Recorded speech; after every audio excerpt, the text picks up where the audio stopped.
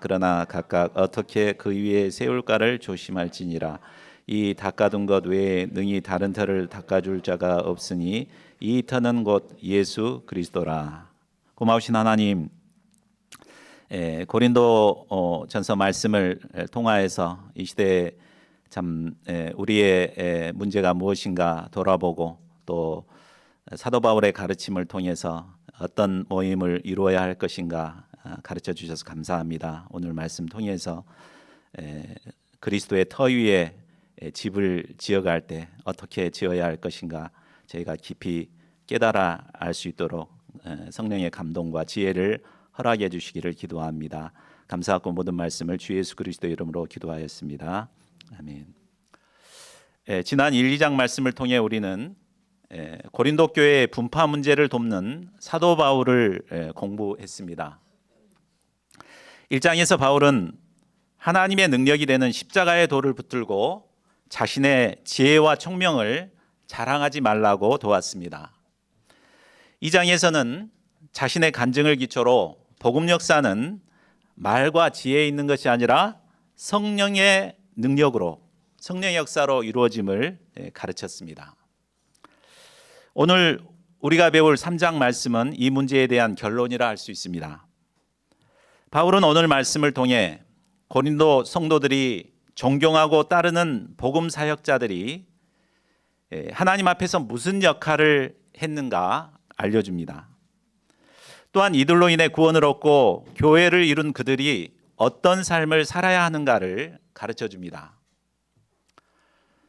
우리가 존경하는 위대한 복음 사역자들의 역할이 무엇이고 또 우리는 어떤 삶을 살아야 할 것인가를 아는 것은 대단히 중요합니다. 이것을 바로 할 때 사람 중심의 신앙에서 벗어나 하나님 중심의 신앙생활을 할 수 있습니다. 본문 말씀을 통해 우리에게 두신 하나님의 선하신 뜻을 영접하고 하나님께서 기뻐하시는 신앙인들로 살아갈 수 있기를 기도합니다. 파트 1, 복음 사역자들의 역할 1절에서 9절입니다. 1절을 보십시오. 바울은 고린도 교인들을 신령한 자들을 대함과 같이 말할 수 없어서 육신에 속한 자, 곧 그리스도 안에서 어린아이들을 대함과 같이 한다고 말합니다. 여기서 신령한 자들은 성령의 인도하심을 받아 살아가는 성숙한 신앙인들을 말합니다. 반면 육신에 속한 자는 복음을 영접하고 구원은 받았지만 아직 여전히 영적으로 자라지 못한 육신에 사로잡힌 어린아이와 같은 자를 말합니다. 어린아이는 순수하고 때묻지 않았다는 장점을 가지고 있습니다. 반면에 치명적인 단점들이 있습니다. 어떤 것들이 있습니까? 아주 이기적이고 자기중심적입니다. 모든 걸 자기중심적으로 생각하고 평가합니다. 자기를 이뻐하고 사랑해주고 자기 원하는 것을 주면은 누구라도 좋아합니다.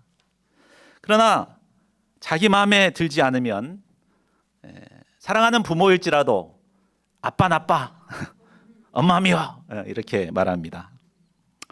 또한 어린아이는 고집이 세고 자기 감정과 욕심대로 행합니다. 미국에 있는 제 아들 바울이는 지금은 아주 의젓하고 어른스럽습니다. 그런데 어렸을 때는 얼마나 고집이 센지 자기가 갖고 싶은 걸 주지 않으면은 그때 이제 공항이었는데 사람들이 다 보고 있는데 그냥 뒤로 누워갖고 막 떼굴떼굴 굴면서 막 울어요. 그러니까 어쩔 수 없이 이제 원하는 걸 사줬습니다. 이처럼 영적인 어린아이들은 이기적이고 육신의 소욕을 쫓아서 살아갑니다. 고린도 성도는 바로 이런 어린 아이들과 같았습니다. 자기 마음에 맞는 사람끼리 똘똘 뭉쳐서 편을 가르고 분쟁을 일으켰습니다. 자신이 속해 있는 그룹이 최고라고 생각하고 다른 그룹은 무시했습니다. 자기 지혜를 자랑하고 조금이라도 자존심 상하면 견디지 못하고 화를 냈습니다. 이 3절을 보십시오. 바울은 이런 어린아이와 같은 고린도 성도들을 젖으로 먹여 키웠습니다. 어머니의 젖은 영적인 자양분이 풍만하게 들어있어서 소화가 잘 되고 또 잘 자라게 해줍니다. 반면에 밥은 거칠어서 어느 정도 성장을 한 후에야 소화할 수 있습니다. 여기서 젖은 영적인 자양분이 풍부한 하나님의 사랑과 은혜가 담겨 있는 말씀들을 의미한다 할 수 있습니다. 수고하고 무거운 자들아 다 내게로 오라. 내가 너희를 쉬게 하리라. 얼마나 은혜롭습니까? 영접하는 자 곧 그 이름을 믿는 자들에게는 하나님의 자녀가 되는 권세를 주셨으니. 막 힘이 나죠? 이런 말 들으면. 반면에 밥은 꼭꼭 잘 씹어 먹어야 소화할 수 있는 것으로 회개와 결단, 순종을 요구하는 말씀이라 할 수 있습니다. 너희는 먼저 그의 나라와 그의 의를 구하라. 참 부담스럽죠? 아무든지 나를 따라오려거든 자기를 부인하고 날마다 제 십자가를 지고 나를 따를 것이니라. 참 부담스럽습니다. 어린아이 신앙을 가진 자들은 이런 말씀이 소화가 되지 않기 때문에 바울은 마치 엄마가 어린 아이를 어린 아이에게 젖을 먹이듯이 아주 은혜스러운 말씀으로만 그들을 섬겼습니다.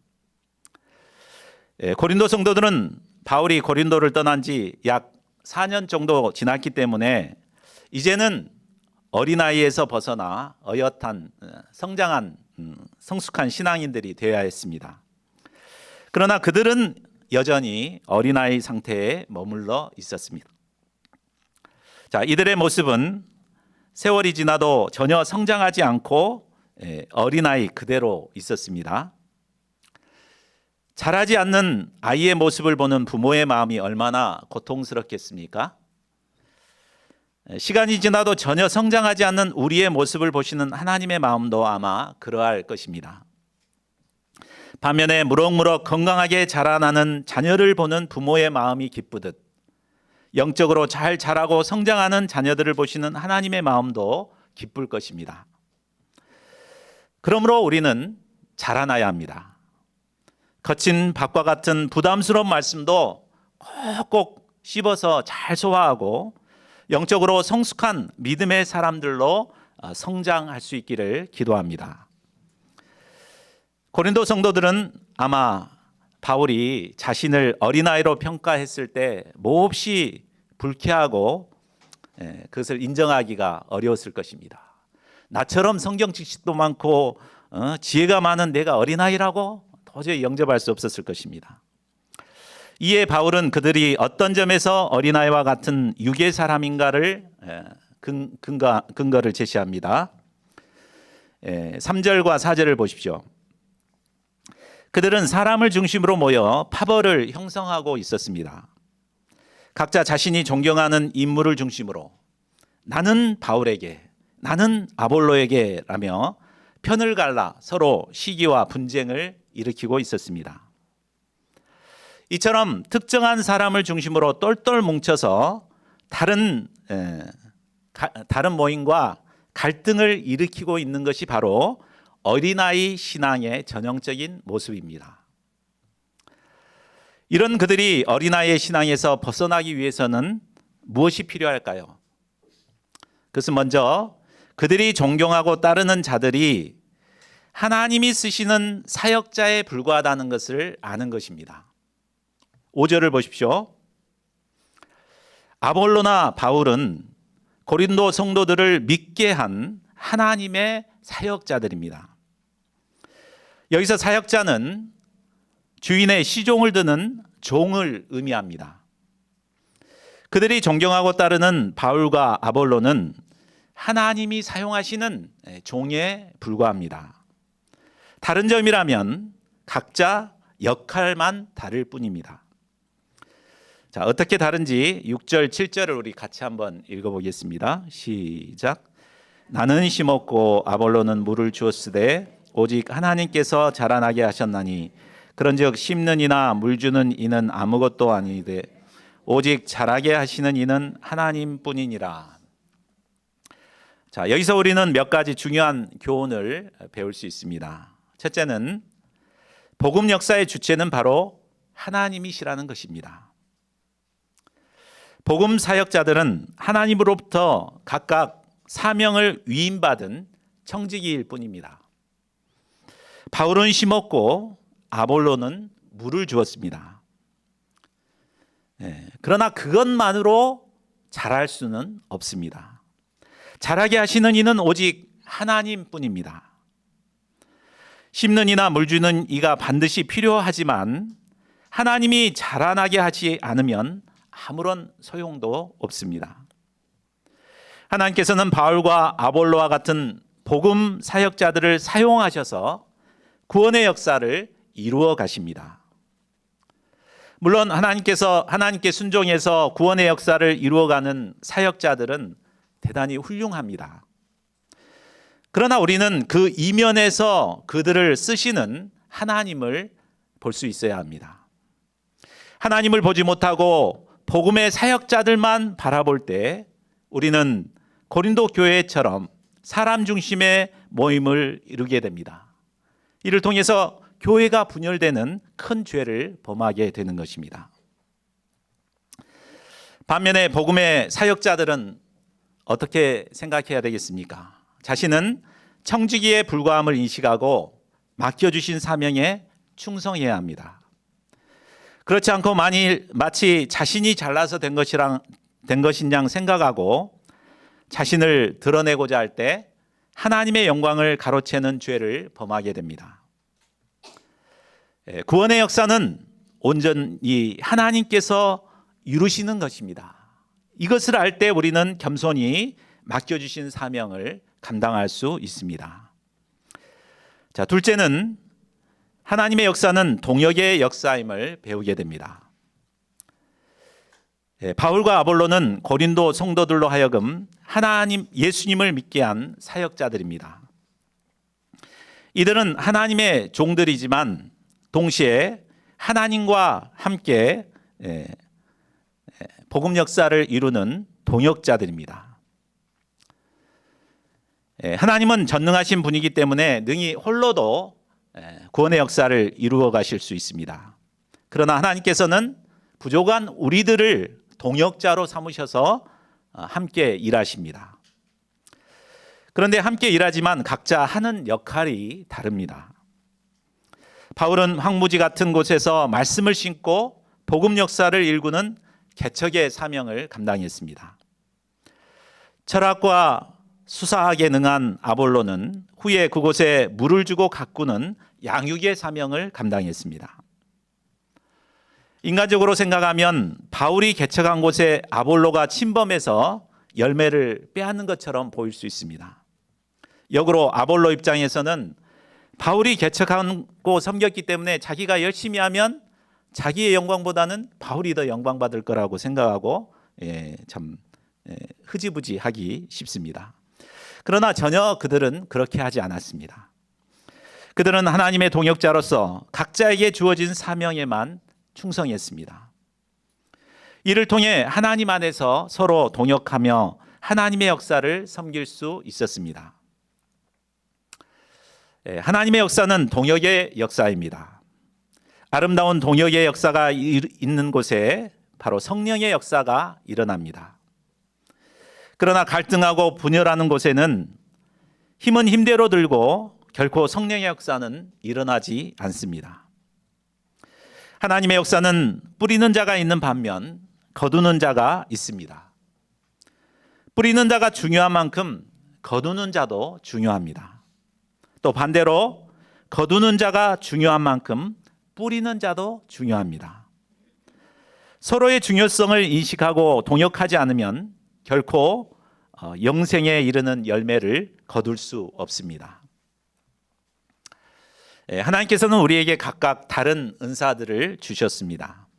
어떤 사람은 전도를 잘하는 은사가 있습니다. 또 어떤 사람은 말씀을 잘 가르치는 은사가 있습니다. 어떤 사람은 말을 잘 들어주는 은사가 있어서 그 사람 앞에만 가면 술술술술 막 자기 고민을 털어놓는 그런 사람이 있습니다. 참 그런 사람들을 보면 참 부럽습니다.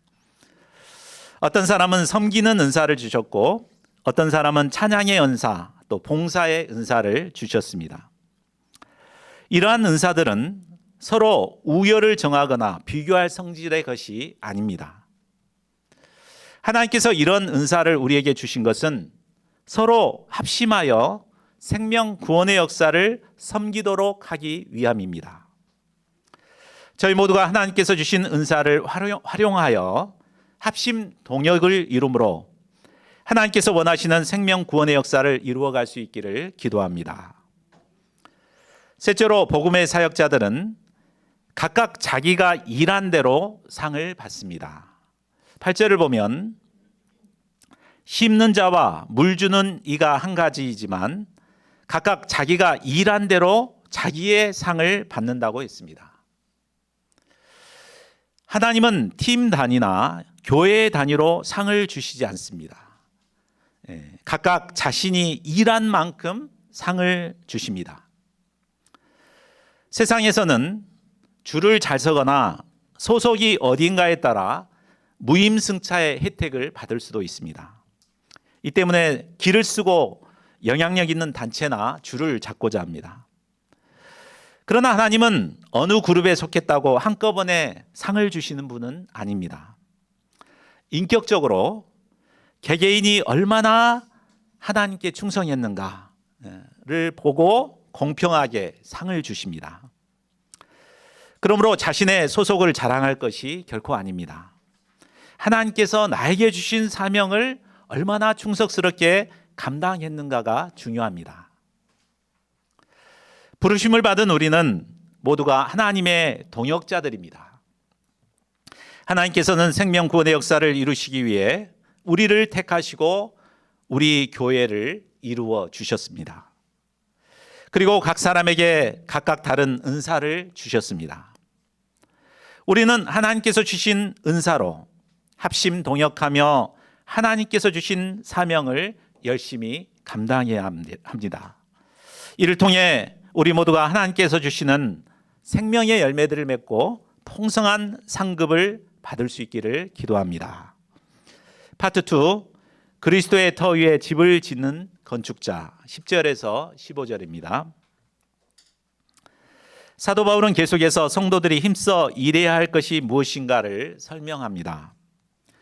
이를 위해 바울은 하나님의 집을 짓는 건축자의 비유를 설명하고 있습니다. 우리 요절인데 같이 한번 다시 읽어보겠습니다. 10절 11절 시작.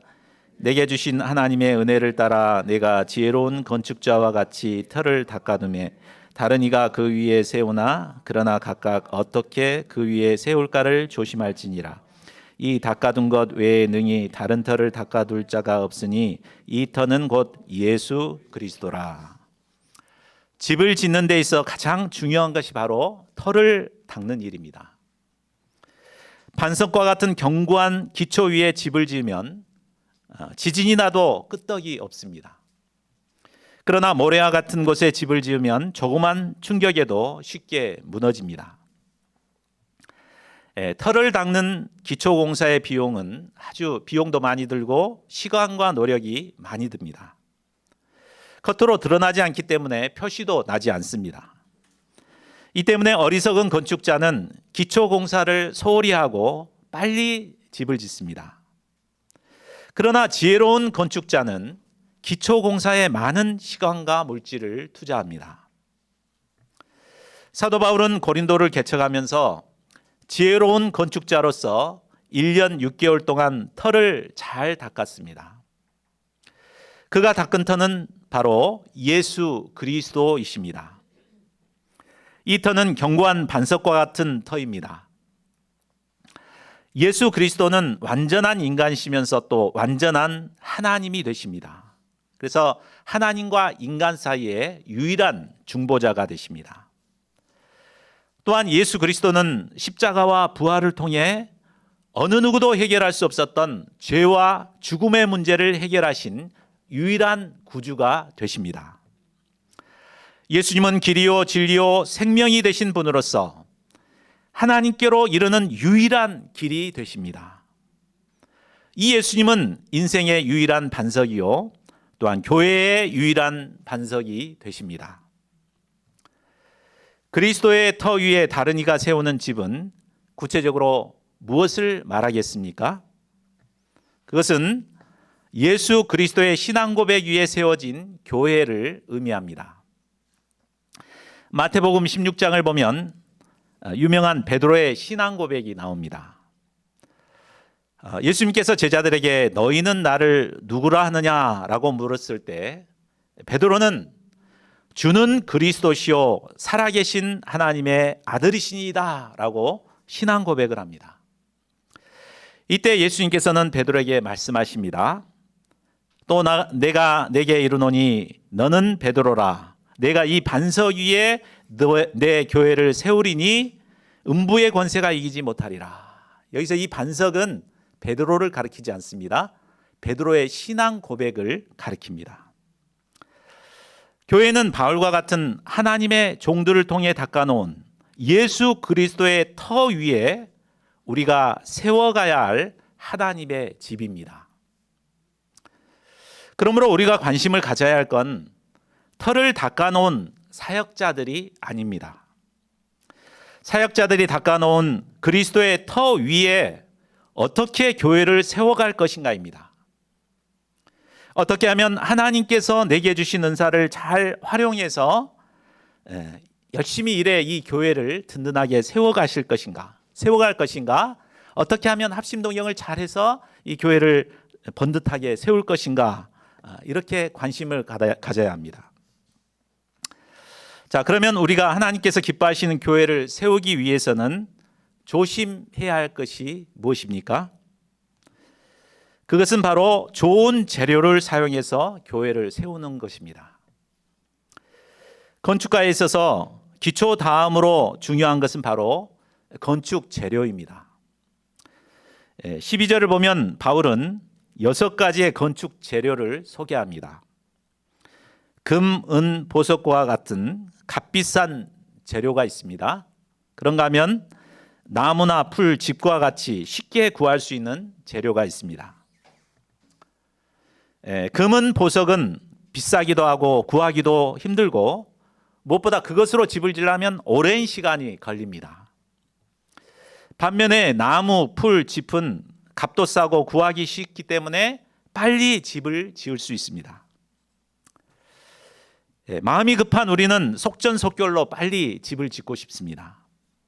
그러나 반드시 알아야 할 것이 있는데 그것은 하나님의 평가가 있다는 것입니다. 그러면 하나님께서는 무엇으로 우리를 평가하실까요? 자, 13, 14절을 보십시오. 하나님께서는 사람의 수고한 공적이 나타날 날에 반드시 그 공적을 밝히신다고 하십니다. 어떻게 밝히십니까? 불로써 밝히십니다. 불같은 시험으로 그 공적이 어떠한가를 밝히십니다. 그때 금과 은과 보석으로 지은 교회는 불같은 시험에도 걸림 하나 없이 그대로 있게 될 것입니다. 이때 하나님께서는 우리가 세운 공적 그대로 상을 주십니다.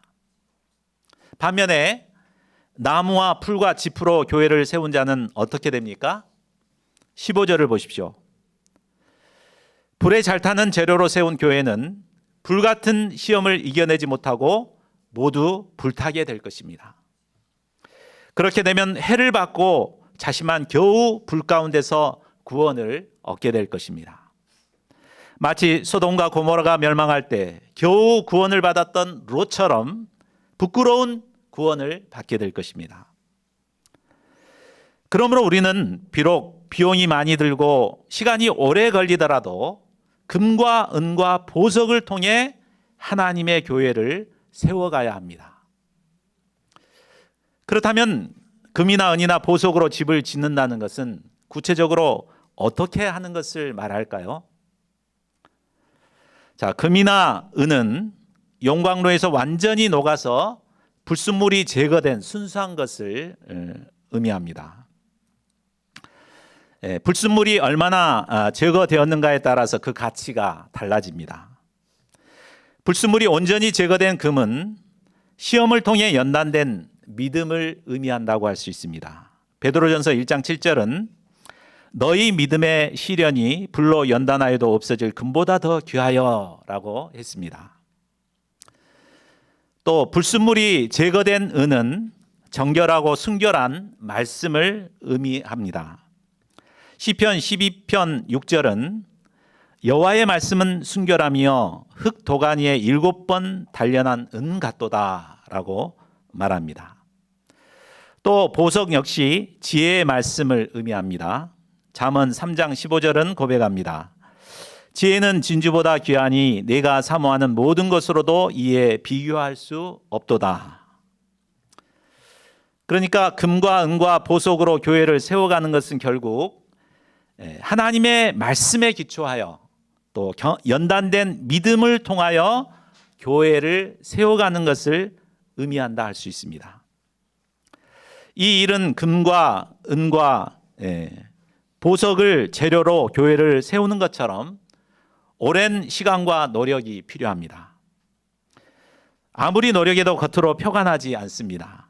그러나 그렇게 세운 교회는 불같은 시험이 닥쳐도 무너지지 않습니다. 무엇보다 하나님께서 그동안 우리가 수고한 모든 공적을 아시고 영원한 상급을 주십니다.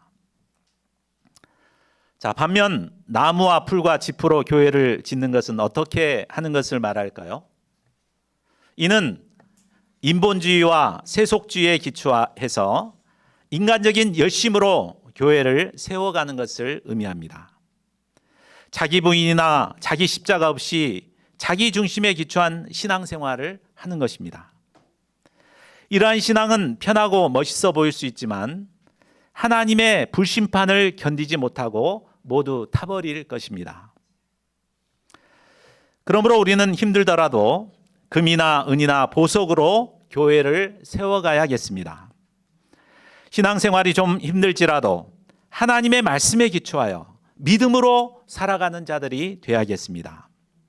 날마다 자기를 부인하고 자기 십자가를 지고 예수님을 좇는 삶을 살아야겠습니다.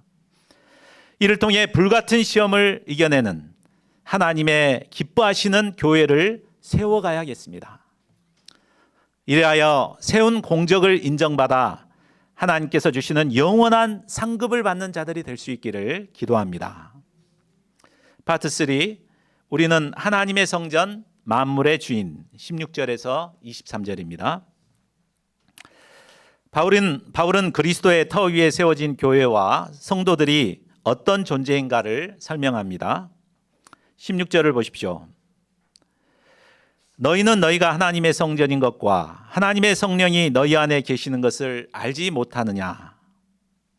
자, 이 말을 한 걸 보면 고린도 성도들이 사람 중심의 신앙생활을 했던 원인이 바로 자신이 어떤 존재인가를 알지 못했기 때문임을 알 수 있습니다. 예수 그리스도의 터 위에 세워진 교회는 하나님이 거하시는 성전입니다. 그리고 구원을 받은 성도들 개인의 내면에는 성령이 내주하고 계십니다. 그러니 우리도 성전입니다.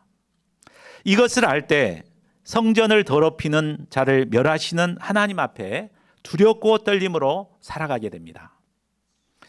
또한 거룩하신 하나님 앞에서 세상과 구별된 거룩한 삶을 살게 됩니다. 자, 그런데 18절을 보십시오. 고린도 성도들은 자신을 속이는 삶을 살고 있었습니다. 하나님의 성전인 교회를 섬기면서 하나님은 생각하지 않고 사람들만 생각하고 따랐습니다. 자신 안에 성령이 계시는데도 안 계시는 것처럼 자기 마음대로 자기 생각대로 살았습니다. 자신과 자신이 속한 그룹이 가장 지혜로운 모임이라고 스스로 속이며 살고 있었습니다. 그러나 바울은 이제 자신이 지혜 있는 줄로 생각하는 자, 스스로 지혜 있는 줄로 생각하는 자는 스스로 어리석은 자가 되라고 권면합니다. 성령의 사람들은 자신을 드러내지 않습니다. 겸손하게 자신을 낮춥니다. 자신이 어리석은 자라고 생각하고 겸손히 내 안에 계신 성령의 지혜를 구하게 됩니다.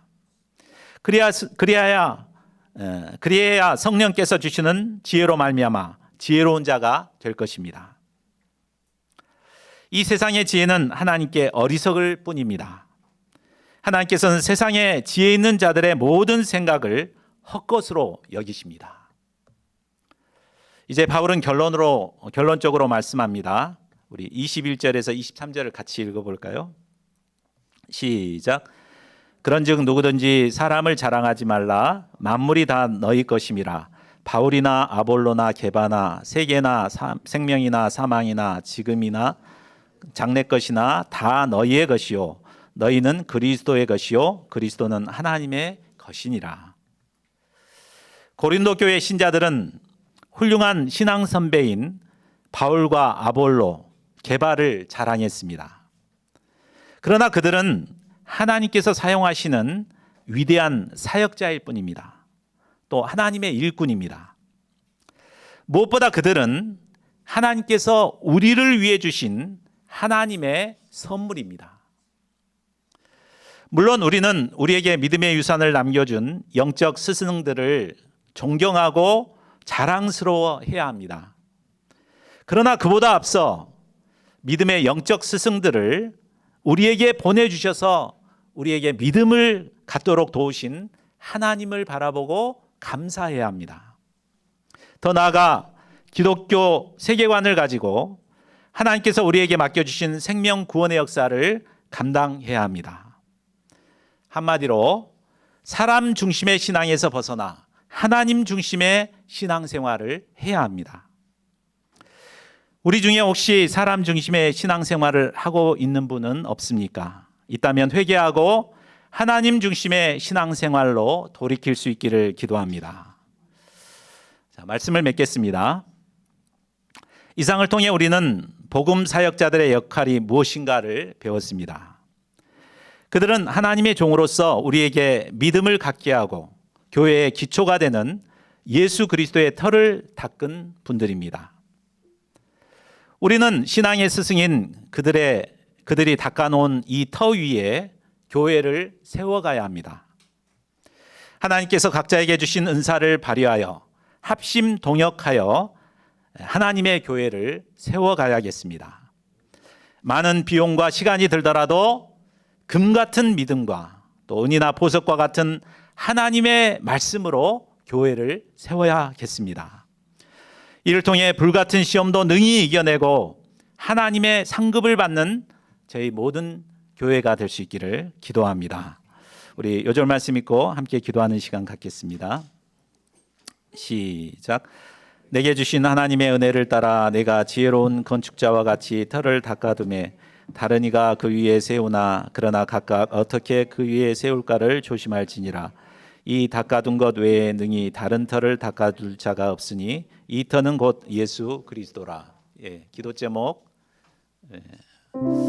첫 번째로